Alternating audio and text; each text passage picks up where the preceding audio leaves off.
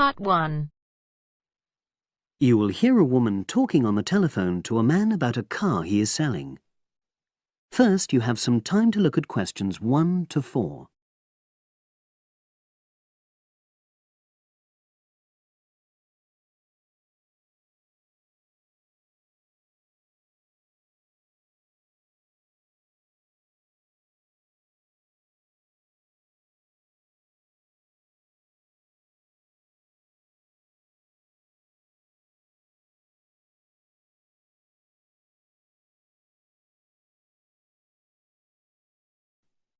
Now we shall begin. You should answer the questions as you listen, because you will not hear the recording a second time. Listen carefully and answer questions 1 to 4.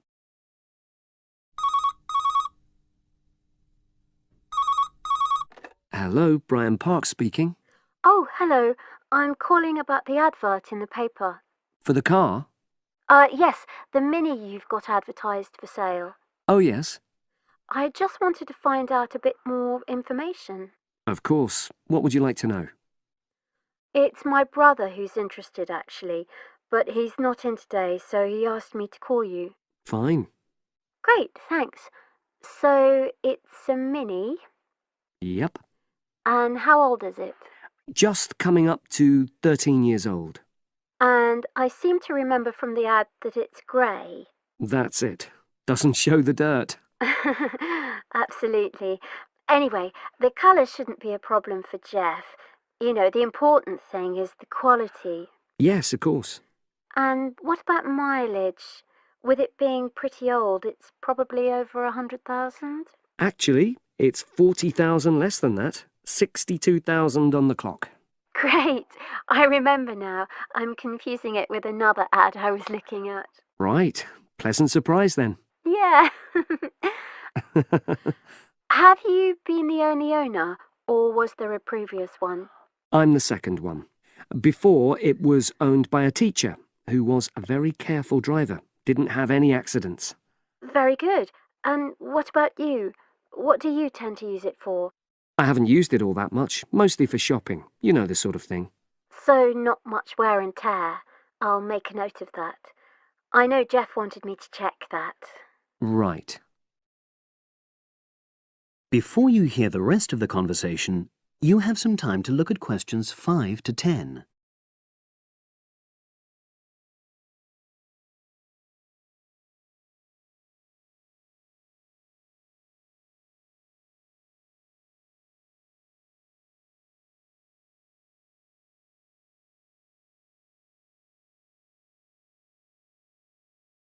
Now listen and answer questions 5 to 10.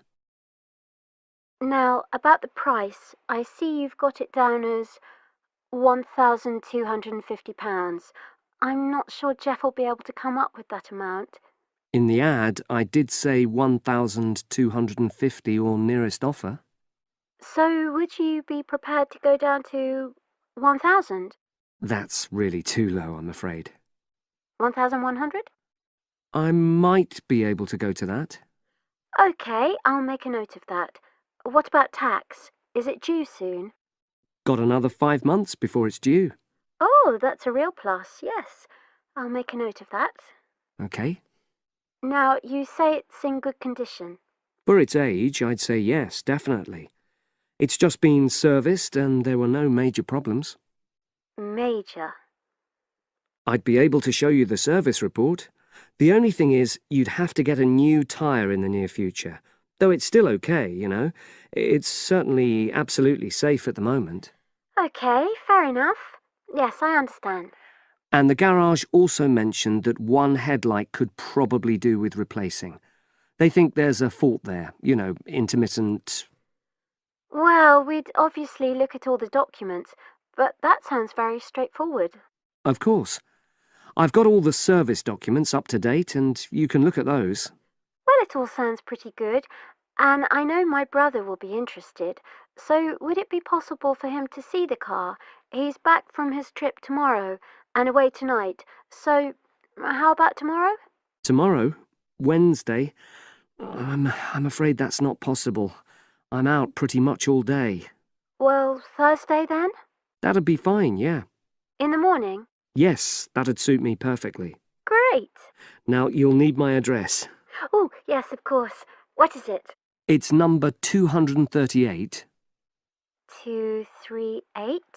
London Road. Oh, that's easy enough. Yes, very straightforward. So I'll pass on these notes to Jeff, and he'll see you in a couple.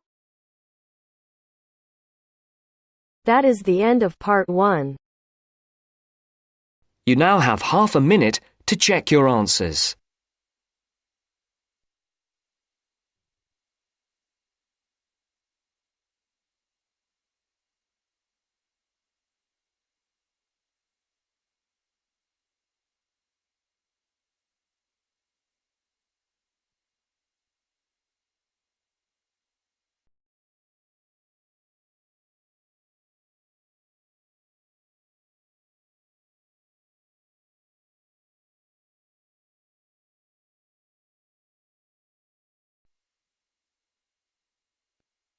Now turns to part 2. Part 2. You'll hear a tutor and 2 students discussing modern European writers. First, you have some time to look at questions 11 to 16.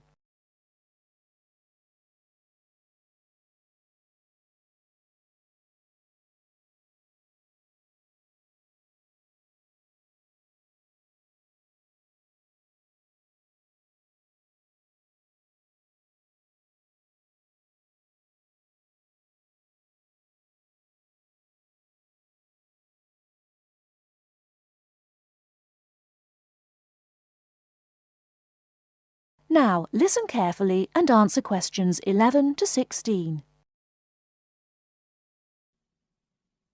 Okay, so to continue our look at modern European writers who have focused on the future in their work, today we're talking about H.G. Wells.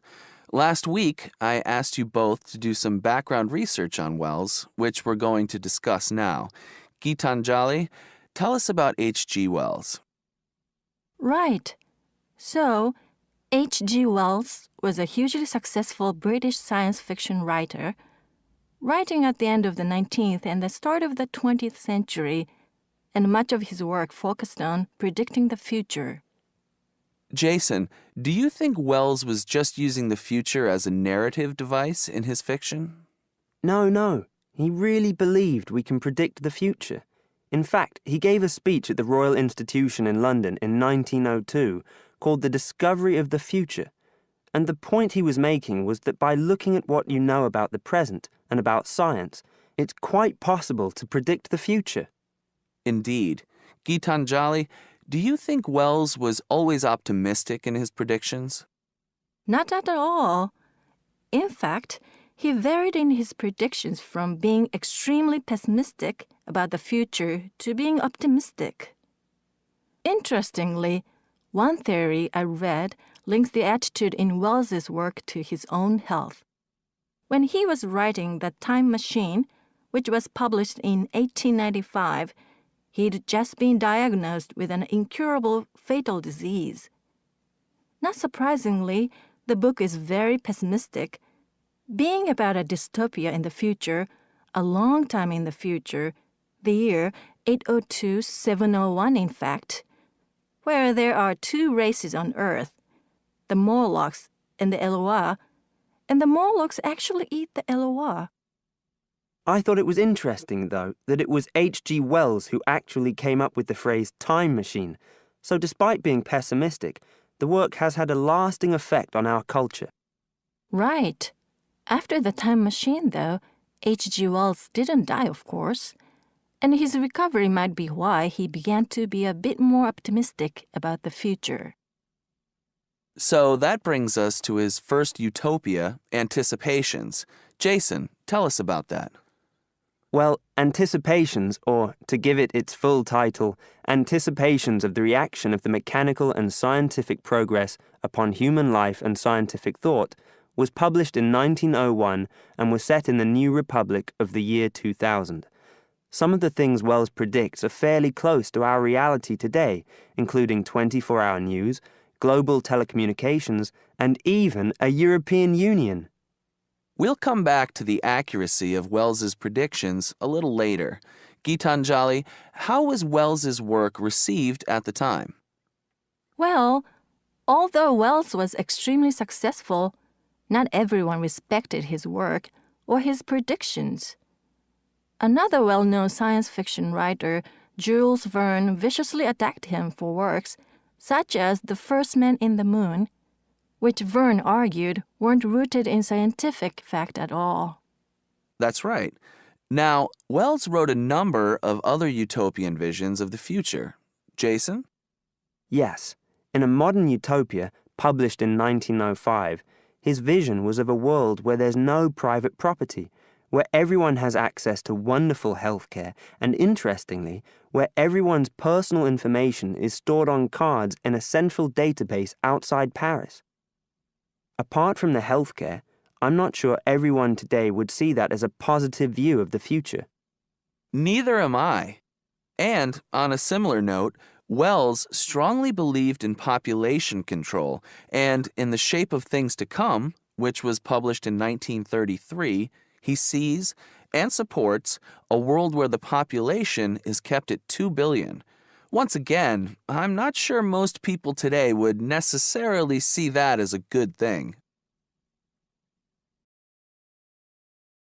Before you hear the rest of the talk, you have some time to look at questions 17 to 20.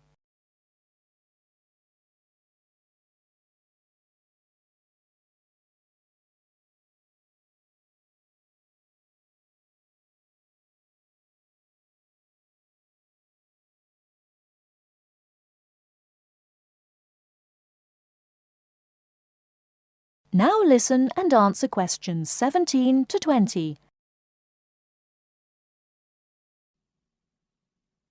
Gitanjali, in your research, did you come across anything about the world brain? Yes, I did. It's actually very interesting. Throughout the 1930s, Wells predicted and supported the setting up of a huge world encyclopedia. And towards the end of the decade, in 1938, he wrote a series of essays called World Brain.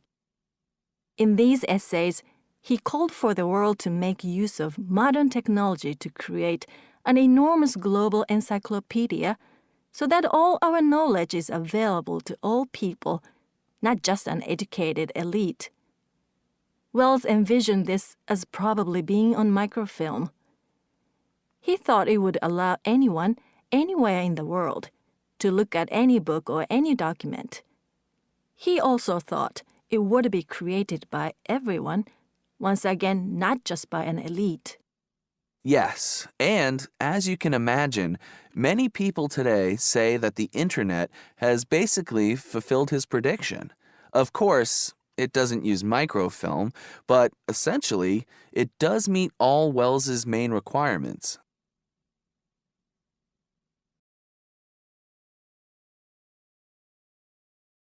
That is the end of part 2. You now have half a minute to check your answers.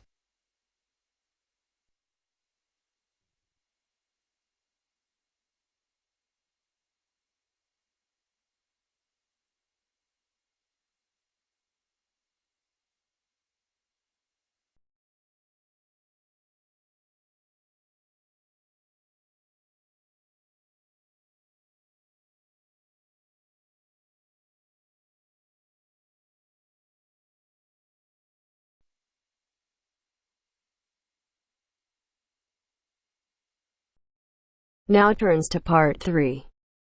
Part 3. You will hear two conversations. Are based on the following conversation. The answer should be appropriate to the content of this conversation. First, you have some time to look at questions 21 to 25.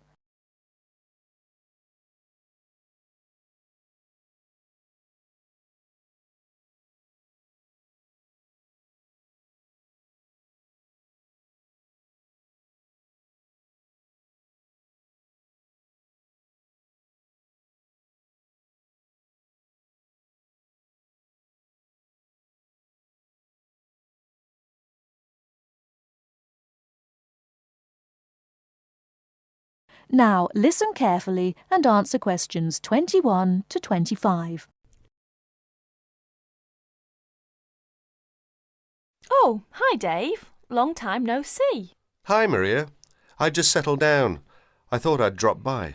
Come on in, take a seat. Would you like anything to drink? I have Sprite and orange juice. Sprite would be fine. Oh, so how have you been? Oh, not bad. And you? Oh, I'm doing okay, but school has been really busy these days, and I haven't had time to relax. By the way, what's your major? Hotel management. Well, what do you want to do once you graduate? I haven't decided for sure, but I think I'd like to work for a hotel or travel agency in this area. How about you? Well, when I first started college, I wanted to major in French, but I realised I might have a hard time finding a job using the language, so I changed my major to computer science. With the right skills, landing a job in the computer industry shouldn't be too difficult. So, do you have a part-time job to support yourself through school? Well, fortunately for me, I received a 4-year academic scholarship that pays for all of my tuition and books. Wow, that's great. Yeah, how about you? Are you working your way through school? Yeah, I work 3 times a week at a restaurant near campus. Oh, what do you do there? I'm a cook. How do you like your job? It's okay. The other workers are friendly and the pay isn't bad. Before you hear the rest of the talk, you have some time to look at questions 26 to 30.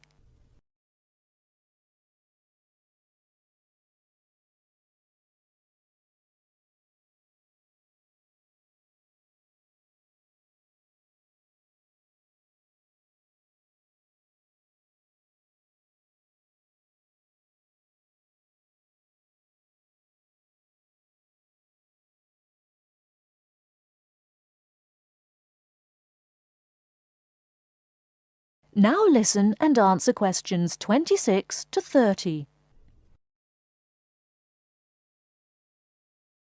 Several days later, Dave and Maria met on campus.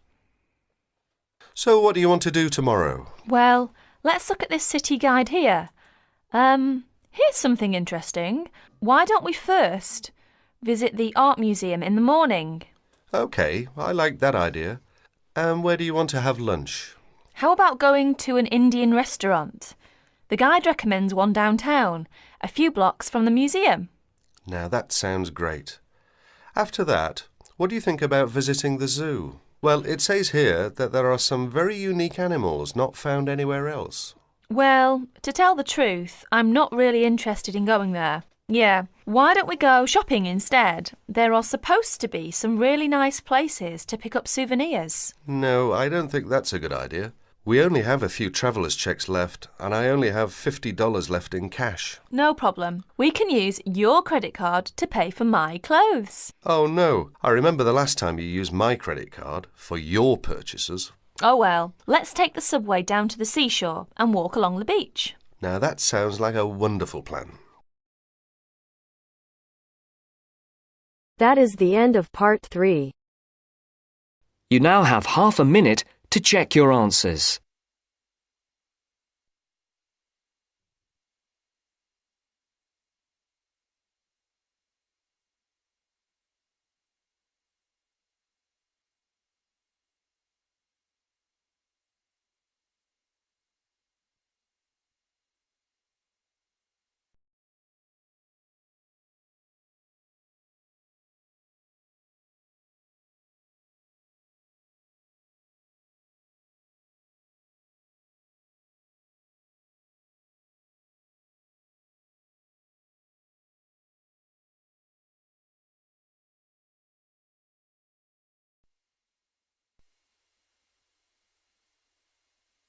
Now turns to part 4. Part 4. Hear an extract from a talk given by a lecturer from Management Department of a university on the topic Job Satisfaction. First, you have some time to look at questions 31 to 40.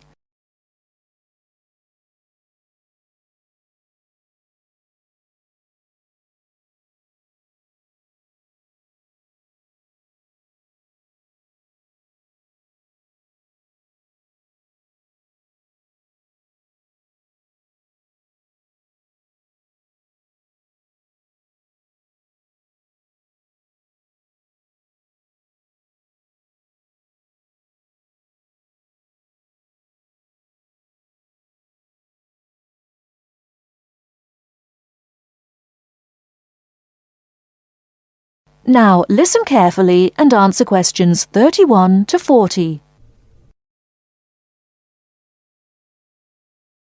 Job satisfaction is how happy an individual is with his or her job. Scholars and human resource professionals generally make a distinction between affective job satisfaction and cognitive job satisfaction. Affective job satisfaction is the overall extent of pleasurable emotional feelings individuals have about their jobs and is different from cognitive job satisfaction, which is the extent of individual satisfaction with particular facets of their jobs such as pay, pension, arrangements, working hours, and numerous other aspects of their jobs. At its most general level of conceptualization, job satisfaction is simply how content an individual is with his or her job. Affective job satisfaction is usually defined as a one-dimensional, subjective construct representing an overall emotional feeling individuals have about their job as a whole. Hence, affective job satisfaction for individuals reflects the degree of pleasure or happiness their job in general induces. Cognitive job satisfaction is usually defined as being a more objective and logical evaluation of various facets of a job. As such, cognitive job satisfaction can be one-dimensional if it comprises evaluation of just one aspect of a job, such as pay or maternity leave, or multidimensional if two or more facets of a job are simultaneously evaluated. Environmental factors. One of the most significant aspects of an individual's work in a modern organization concerns the management of communication demands that he or she encounters on the job. Demands can be characterized as a communication load. Individuals in an organization can experience communication overload and communication underload, which can affect their level of job satisfaction. Communication overload can occur when an individual receives loads of message in a short period of time, which can result in unprocessed information, or when an individual faces more complex messages that are more difficult to process. Due to this process, given an individual's style of work and motivation to complete a task, when more inputs exist than outputs, the individual perceives a condition of overload which can be positively or negatively related to job satisfaction. In comparison, communication underload can occur when messages or inputs are sent below the individual's ability to process them. According to the ideas of communication overload and underload, if an individual does not receive enough input on the job or is unsuccessful in processing these inputs, the individual is more likely to become dissatisfied, aggravated, and unhappy with their work that leads to a low level of job satisfaction. Superior subordinate communication. Superior subordinate communication is an important influence on job satisfaction in the workplace. The way in which subordinates perceive a superior's behavior can positively or negatively influence job satisfaction. Communication behavior such as facial expression, eye contact, vocal expression, and body movement is crucial to the superior-subordinate relationship.